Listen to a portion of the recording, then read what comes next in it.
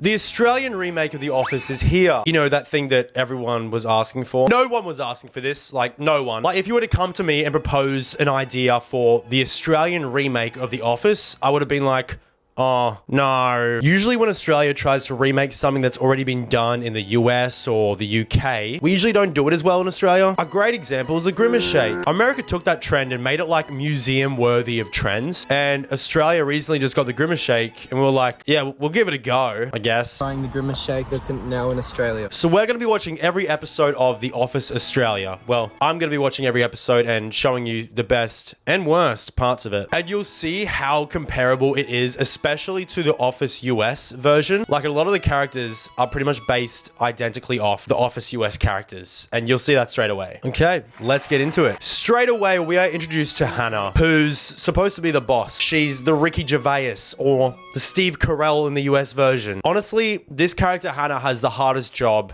out of all of the characters. Big boots to fill. Big boots to fill. Give these big boots to Phil. Get on your Phil. Get on your Phil. Get out there, mate. For the sake of this video, I'm going to be making comparisons just to the US version because I enjoyed it more and I know more about it, and I'm the boss. The Office Australia is set in Sydney, working for a company called Flinley Craddock, a packaging company that sells boxes for packaging. Episode 1 begins by a higher executive coming in and threatening to shut down the office because they're not generating enough money to pay the rent, meaning that all the staff would have to work remotely from their own homes, from the comfort of their own home. And everyone will go remote. Which is where we get our first laugh, or my first laugh. I had a little giggle when Hannah tries closing all the shutter blinds. So what are we talking? Home detention? House arrest? And just like completely fails. Our first laugh less than 2 minutes in is pretty impressive, I must say. The executive of the office explains that the lease expires at the end of next month. So Hannah comes up with an idea saying that she will make everyone in the office work mandatory full time. What if we bring everyone in full time? To generate more revenue, boosting productivity, and hopefully making $300,000 by the end of next month to pay for a year's rent. A year's worth of rent by the end of next month. From the intro, we get to see that the Office Australia is based in Sydney, which sucks because Sydney gets everything. Why not have it in Brisbane? That's where I live. I live in Brisbane. Hannah calls everyone into the office and introduces a new unpaid intern, where we get a glimpse of Hannah's quirky and awkward Michael Scott-esque side. Why do I have an alfalfa right now? Some fresh blood. I kind of found that funny. Hannah then announces to her staff that they are all back in the office full time and it was not her idea. Back in the office full time. Leading to all the staff to be disappointed except for Lizzie, who plays the character of Dwight, which I think is a really tough role to play as well. Throughout the series, you'll see that especially like Lizzie has to play these characters that are pretty much identical to the characters in The Office US. And I think some of them try to play too much into the characters. Like, they could have made their own spin on it, but they just don't. And I think it affects the development of the character in a way. Hannah blames the full-time office idea on Alicia when it was actually Hannah's idea herself. And we get our first glimpse of Nick, who plays the part of Jim Halpert in The Office Australia, and he straight away gets to bullying Lizzie. Nick, give me back my Tassie devil. I'll give your devil back when you stop making those annoying noises. Now we meet Greta, who, you guessed it, plays Pam, who loves watching Nick rile up Lizzie. So yes, we're talking about the exact same scenario as The Office US. And we find out that Greta actually loves flirting at work. Who doesn't flirt at work? I.e., she loves flirting with Nick because she's got a thing for Nick. Exactly like Pam. I also love this part where we get to see that Hannah obviously has a lot of free time, much like Michael Scott did. Hola, ¿cómo estás? Like just playing and doing random stuff on the computer for no reason. Here's Lloyd, the IT guy who wants to work from home because he lives a long way away from work in Woy Woy. I don't even know where Woy Woy is. This is Martin, and he just found out that both the Brisbane and Melbourne branches have gone remote and are working from home, and that Hannah actually lied to everyone. Hannah says this about lying, and honestly, I'll probably start using this one myself. This is just, I don't know, I just love the way she says this. Am I a liar? Nope. I'm a truth bender. I'm a truth masseuse. A truth masseuse? Why don't you lie down for me? Because I'm the truth masseuse. Was that good? Here's Deborah, the depressed cigarette smoker. Deborah would self-harm if she was stuck at home with the kids. Isn't that right, Deborah? Could do, yeah. I do love how they made the Office Australia environment so much like an actual 9-to-5 office experience in Australia. I worked full-time in an office for like a year. There's a lot of similarities, which is pretty good to see. Like buying pizzas and soft drink on a Friday afternoon in the office, doing like a quiz or something, but some people use it as an excuse to go home early. I was one of the people that used it as an excuse to go home early. But it's a pizza party. Now we meet Mason, who plays Greta's boyfriend, who Nick is actually jealous of. Oh, wait, kind of like, Pam. Episode 2. Guess what? Greta and her boyfriend that we just met are arguing. Nick overhears and looks concerned. I see some foreshadowing. The Office Tumblr. It's a fake Stanley. The executive is back and she's saying that Hannah needs to start laying off people to cut costs. So Hannah said she's already gotten rid of 2 cleaners and replaced them with Roombas, like electric vacuum cleaners, and said that she fired this guy called Brian last week, but Brian actually died last week of cardiac arrest. Brian wasn't made redundant, he passed away. And Hannah says that she's throwing a celebration of Brian's life. I'll be celebrating Brian's life at 3 p.m. with a wake. She also called the eulogy a death speech.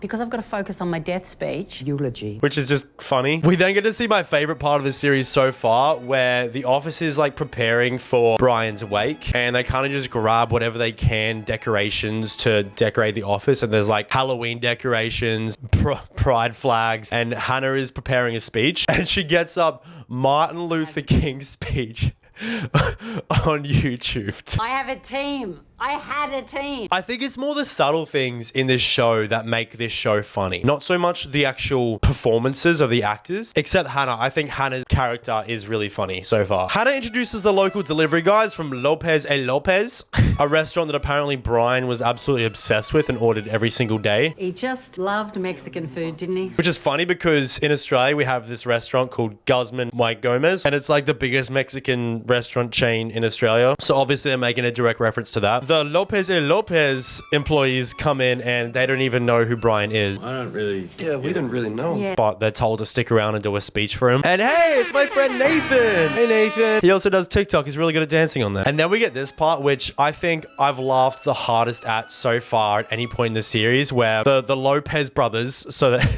Hannah calls them the Lopez brothers for some reason. These are the Lopez brothers. She asks them if they can do a welcome to country, which in Australia, if you don't know, is like acknowledging the traditional owners of the land for like Aboriginal Torres Strait Islander people. But one of the Lopez employees just says, "Welcome to Australia." Welcome to Australia. It's just so funny, I think. And on the stand for his photo, they've just got his driver's license up there. And then the only photo they had of Brian is the driver's license. So the whole slideshow is also just his driver's license.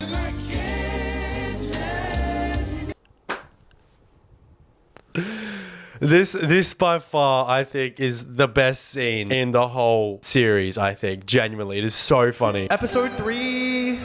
The third episode begins by Alicia, the executive, mentioning that it's Melbourne Cup Day. It's Melbourne Cup Day. Which for those who aren't Australian is like the biggest horse racing event in the country, and workplaces used to like stop what they're doing, watch it, bet on it as an office. It was like a big drinking thing. Even when I was in school, when I was in like the 3rd grade, I thought that I was gay because they would like watch it on the big screen in schools. So, like they roll out a TV and we'd collectively watch it as a school, like kids, and like draw a number out of a hat and like bet on it. And if you win, you get chocolates. Looking back, that is so fucked up, but it's not celebrated as much now in workplaces because it's seen as animal cruelty. Workplaces try to avoid it to try and avoid controversy. And Hannah says that she definitely won't be celebrating Melbourne Cup Day, followed by closing the laptop Zoom and taking a sip of her champagne. And she says that it's the race that stops the nation.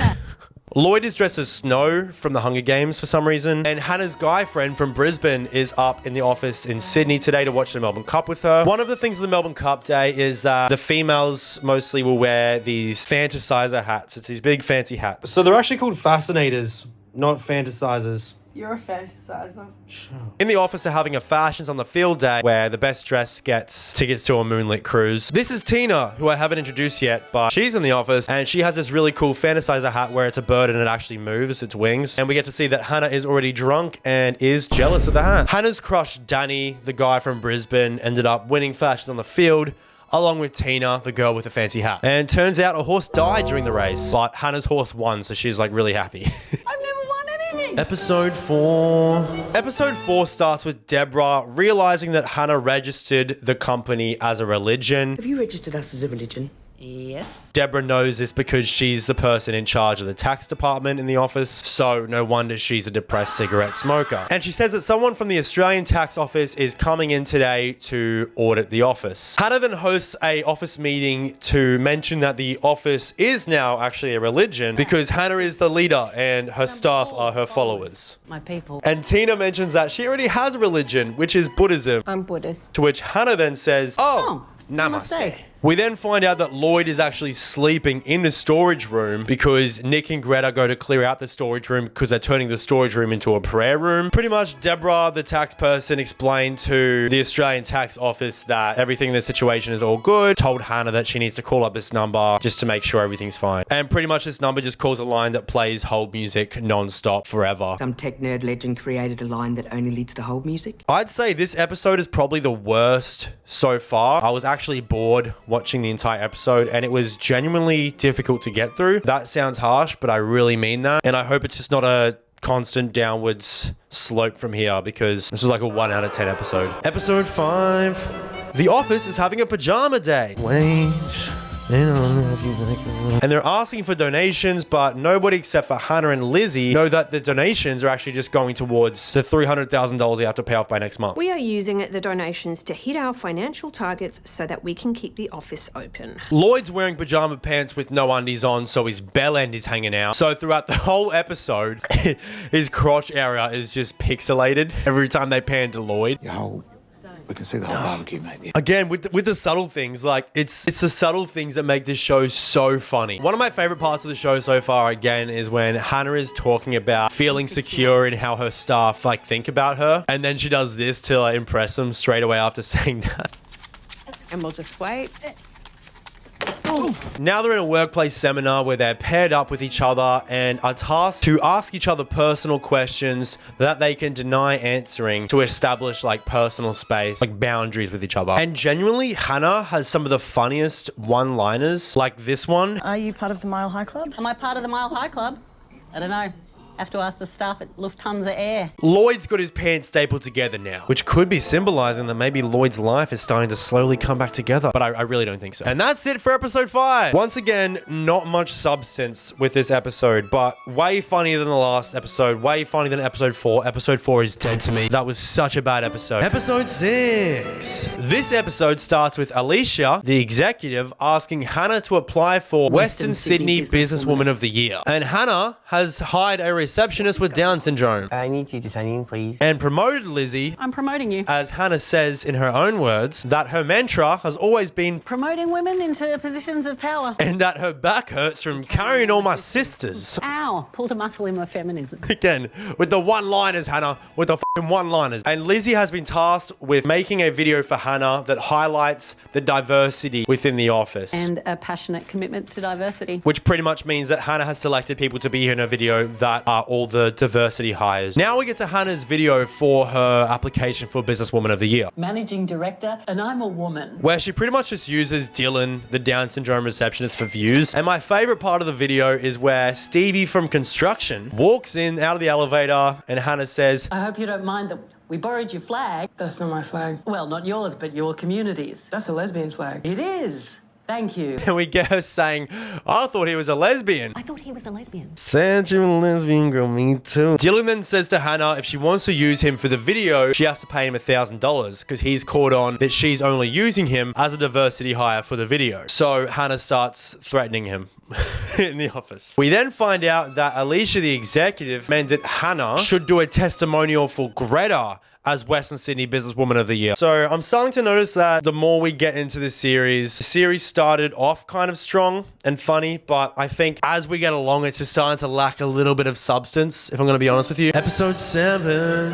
Hannah is trying to come up with a fun away day for the office I need you to plan a fun away day activity. because she's overheard people saying that they want to quit, pretty much. I'm thinking about it, yes. And we get our first funny line from Nick. Oh, we trust you. Question, were you in the Matrix? 7 episodes in. First funny line from Nick, 7 episodes in. And we find out that they're going to an interactive reptile experience. Straight away find out that they get off the bus and it's just some random dude's house. Hey, g'day. Hi. I'm Phil. That's like really Australian. It's kind of like Steve Irwin. Come on, where are my Americans out there? You know Steve Irwin, you know that guy. Come on, you with the time. He had a tragic death.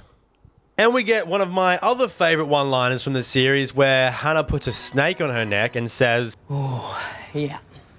I feel fertile. and we get one of the most famous lines probably said from your dad, if you have one of those in Australia. Remember, he's more scared of you than you are of him. It's more scared of you than you are of it. Like, Dad, are you sure? I'm pretty sure I'm shitting myself looking at the spider in the bathroom. No, I'm not gonna get a glass and a little sheet of paper and put it underneath because I know there's a very large chance it's gonna crawl out. I'm pretty sure Mum's sick of you going up to her. Ooh, with the spider. Shitting myself right now looking at the spider in the glass, Dad. Just put it outside. I don't care, just kill it. Because if you put it outside, it's still not dead and you can just crawl right back in the house. And the most low budget snake bite happens here. Like, come on. Mate, just maybe I think he knows what he's doing, Mum. If they're getting bitten by a snake, just show it. You've just cut out a whole section. It just seems very cheap and low budget to me. And finally, Nick and Greta go to kiss, but oh, they're interrupted. Of course. Oh, no one saw that coming. But then at the end of the episode, Greta asks Nick if they can just act like nothing ever happened. And Nick's like, yeah, sure, I guess so, yeah. But he's really upset by it. Episode 8, the last one. We're on the last episode. Today's the day the final sales report is due, and we get to find out if the office will be staying in the office mandatory, or if they will have to work remotely from home, which will really upset Hannah. And she's been grinding for this. She's been day one grinding for this, dude. Straight away at the start of the episode, Deborah, the tax agent, tells Hannah that she is still $220,000 short of the target goal. So Hannah tells all the staff that they're all on sales for the day and they have to make $220,000 by 5 p.m. the end of that day. We've got until 5 p.m. to make 220K, so Whatever it takes. let's get a selling. I think one of my favorite characters in this series is Lloyd. He just plays such a loose character, and I think I love Lloyd so much because there is a Lloyd in every workspace. Doesn't really care that much, kind of just goes with the flow, always eats way too much tuna. Like in this scene where he just talks about what his favorite sausage is, like for no reason. Favourite sausage? Pork and fennel. He wasn't prompted, just talked about his favorite sausage. Lizzie gets an offer for $150,000 in Bitcoin for 500 bespoke boxes. 150K in Bitcoin for 500 bespoke boxes. That are adult-sized, built-in ventilation for trafficking. Is possibly a criminal and probably a trafficker. And Lizzie tries to process the deal and go ahead with it, but Martin stops her after seeing Lizzie on the dark web. Hannah then calls herself so calm that she's a meditation app. Well, I'm also pretty calm. I'm a meditation app. Again, I will be using that one. I'm so calm. I'm literally a meditation app. She then goes to try and remortgage her house to get a cash lump sum of $220,000. And I'd like that today. And I love when it seems like the characters just like get a side glimpse of the camera. Like when Michael Scott in the Office US would just like look at the camera even for a split second or act like he doesn't want to be seen by the camera. It just seems so genuine and real. Like in this scene where Hannah just gets a glimpse of the camera on the side of her eye. It's just so funny to me. And she's still keeping up the lesbian thing by calling Stevie from construction ma'am. Thanks, ma'am. Good on ya. Then Alicia, the executive, comes down and tells Hannah that the offices in Brisbane and Melbourne who went remote reported a downturn in sales, so they will be moving back into the office, mandatory 4 days a week. The offices will be reopening and attendance will be mandatory 4 days a week. And so will the Sydney office now, Hannah's office. And that's how it ends. You may as well have said, and I woke up and it was all a dream. I'm kind of glad I don't have to watch anymore, but I'm not saying it was bad. My takeaway from The Office Australia is that they obviously modeled as many of the characters as they could from The Office US. And that's okay. That's completely fine. Did they do a good job of it? Not really. Hannah was a great character. Matched Michael Scott a little bit, I guess, kind of, not really. Nick and Greta were like fine characters, but I just didn't really care about them enough. Lizzie played an okay character, but I ended up just kind of finding her a bit annoying, like more annoying than she was funny. As I said, I loved Lloyd. I think apart from Hannah, Lloyd's character was the one I enjoyed the most. And everyone else just like wasn't funny, or I just didn't care about them enough at all. Was it a good portrayal of an Australian office? I guess. Would I watch another season if it came out? Probably not. The episodes did get kind of boring towards the end, so I'll show you my ranking list here. Episode 4 should belong in a grave. It was my least favorite episode by far. I'm being really harsh on it for a reason. I think it was so boring and I genuinely struggled to get through that episode. My overall rating, it was fine. I'm bad with numbers. The way I would describe this show is Australians pretending to be Americans, pretending to be Australians. But thanks for watching, guys. I really hope you enjoyed. Let me know if you want me to do more like review style stuff. I haven't really done much of that recently, but I do really enjoy it. And I think Australia maybe should just try and do their own sort of stuff. Like, let's stop trying to do things that have already been done by other countries way better. All right, guys. See you soon. Ta-ta now. Bye-bye.